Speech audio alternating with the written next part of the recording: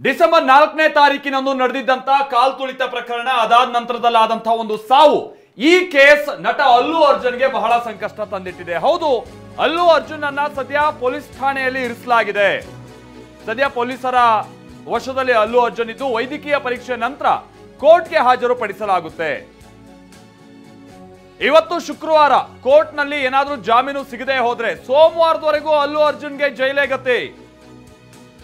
ವಿಚಾರ ಅಂತ ಅಂದ್ರೆ ಇಲ್ಲಿ ಡಿಸೆಂಬರ್ 4ನೇ ತಾರೀಕು ಆಗಿರುವಂತದ್ದು ಘಟನೆ. ಬಟ್ ಈ ಟೈಮ್ ಇದೆಯಲ್ಲ, ಅವರನ್ನ ವಶಕ್ಕೆ ಪಡೆದಿರುವಂತ ಟೈಮ್, ಇದು ಇಲ್ಲಿ ಬಹಳ ಚರ್ಚೆಗೆ ಗ್ರಾಸ ಆಗ್ತಾ ಇದೆ.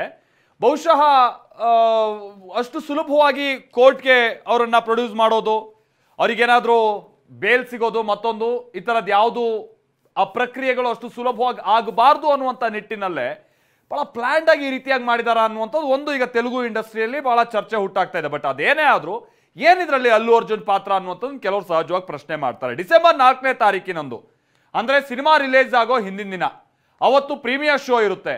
ಅವತ್ತು ಸಂಧ್ಯಾ ಥಿಯೇಟರ್ನಲ್ಲಿ ಅಲ್ಲು ಅರ್ಜುನ್ ಇದ್ದಕ್ಕಿದ್ದಂತೆ ಎಂಟ್ರಿ ಕೊಡ್ತಾರೆ. ಸಹಜವಾಗಿ ತೆಲುಗು ನಾಡಲ್ಲಿ ಈ ಸಿನಿಮಾ ನಟರು ಅಂತಂದ್ರೆ ಯಾವ ರೀತಿಯ ಕ್ರೇಜ್ ಇದೆ ಅನ್ನುವಂಥ ನಿಮ್ಗೆ ಗೊತ್ತಿರೋ ಸಂಗತಿ.